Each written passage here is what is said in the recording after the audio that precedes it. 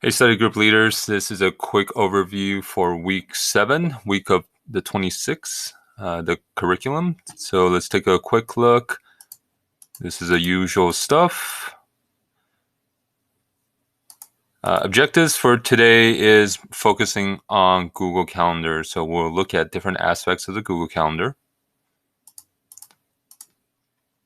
Okay, so you start out by doing some recap of the past week. So reviewing again, what are some ways to stay on top of things, of your deadlines and meetings, so you can review schedules every day so that you are fully aware of what's to happen. And you can send yourself email reminders, you can set phone alarms, you can have message notifications, and we added one extra tool to their arsenal here, which is Slack messages.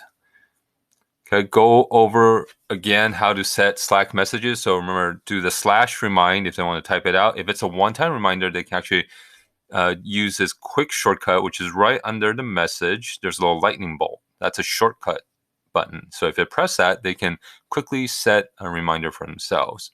Unfortunately, that function does not repeat. So if you want to do repeated reminders, you have to do / remind.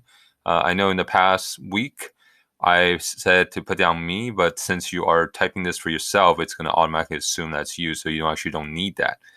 And then in the quotation mark is a message that you want it to send to you. So you want to put down the event, the day, the time, and the location.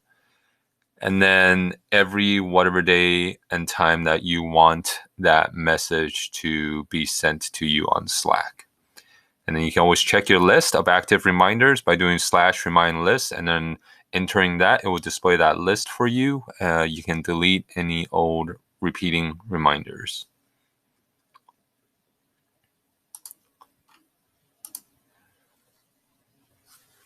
We then go into kind of a review. So I know in the first week we actually did go over Google Calendar a little bit. That was our very first week of study group. So that was a bit of a chaos on some level. So today, let's do a quick recap for them, show them, you're going to have to demo for them how to do Google Calendar. So creating appointments, right? So you go to your calendar, you are going to go to create, and you should tell them to go to more options. It's just easier to look at everything at once.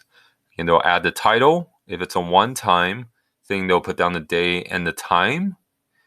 They should put down the location. If it's a Zoom link, they can put it in there. And then they should know how to add notifications. Show them how to do that. Add notification. Make sure to change it to email. The notification reminder is only if you have Google Calendar open. So that may help if it's on your phone. But if you're on the computer and you don't have Google Calendar open, then it's really pointless. So the best reminder is actually a reminder, or is the email reminder.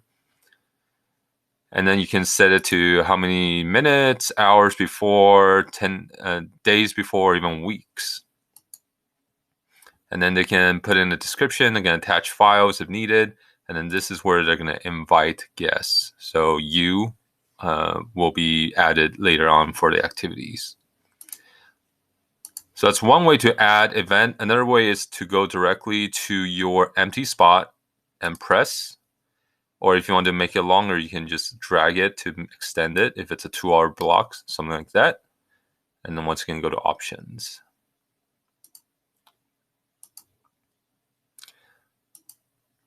All right, so make sure you show them all of that and show them how to essentially enter a sample event for them so that they actually see what you're doing.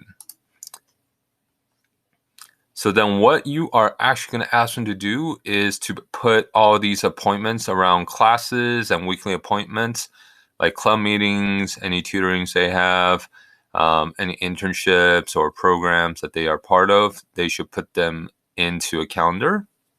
And their final product should look something like this. Right, so they have classes for Berkeley High students. It will be around 4 days a week. And it will be the same schedule. And then let's say if they have club meetings, they have violin lessons or working for their family. Okay, so I've created this fake Y Scholar calendar. It's been shared with you, so you can use that as a way to demo for your scholars.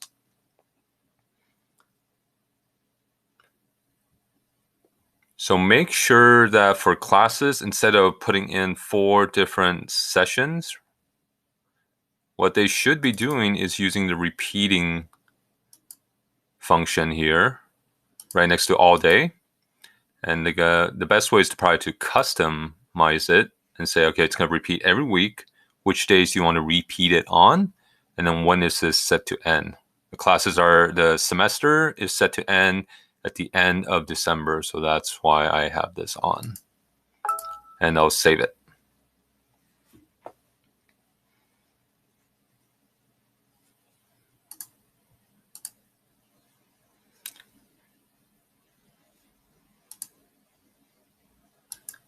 Okay, after that, you are going to show them different views and tasks, and then how to share the calendar. So we want them to get better at giving information when they are making requests to their teachers to meet up and talk, or even to us to switch to a different group.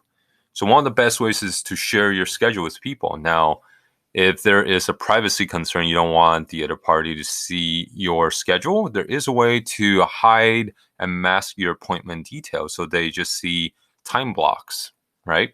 And so this is what you want to show them. So first up, show them different views of Google Calendar. So this is a weekly view. They can also look at it on a monthly view.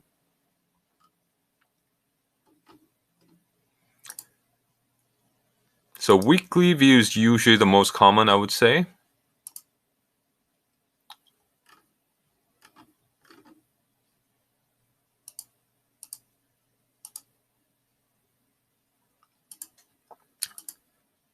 You can also look at by the day, or you can also look at by schedule, which will list out pretty much your plans for the day. Another thing that you want to kind of show them, which is probably only on the desktop, is the tasks.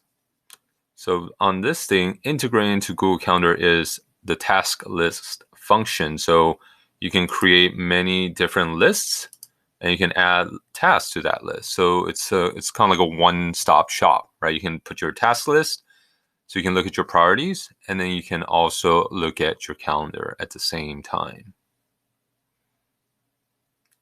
Okay, so then how do you share your calendar? You go to the gear box here, you go to settings. So that's one way to do it, or you can go directly to your calendar there. On the right side, the 3 dots, click it for options. So settings and sharing. And what you want to do is scroll down and you add people. So you can see I already added some counselors there. And basically you can add someone who has Gmail. So it must be a Gmail account because then you'll be able to log in and look at it. And so if you'll have a couple of options, if you don't want the other party to see your details, and make sure you select see only, free, or busy. So those are the only things that will be able to see on your calendar, either empty spaces or in the places where there are appointments, it will just say busy.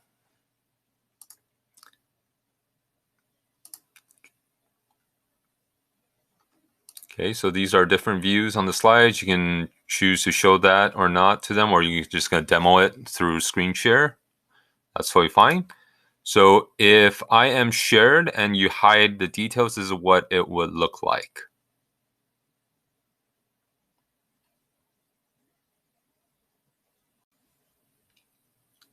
That leads to your second activity for today, which is to ask them to share their calendar with you to your Y Scholars email account and make sure they have hidden the details of their meetings so you can see when they're busy and when they are available.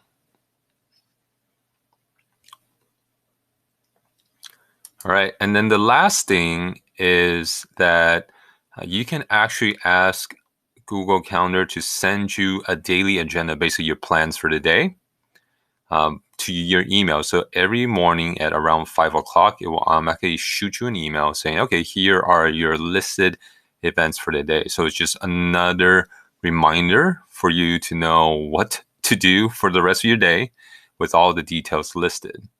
And so you would go back again to your calendar functions, and then just scroll a little bit further down to other notifications.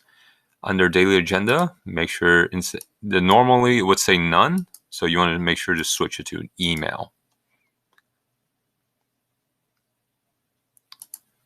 And that's that. So ask them to make sure to turn that on.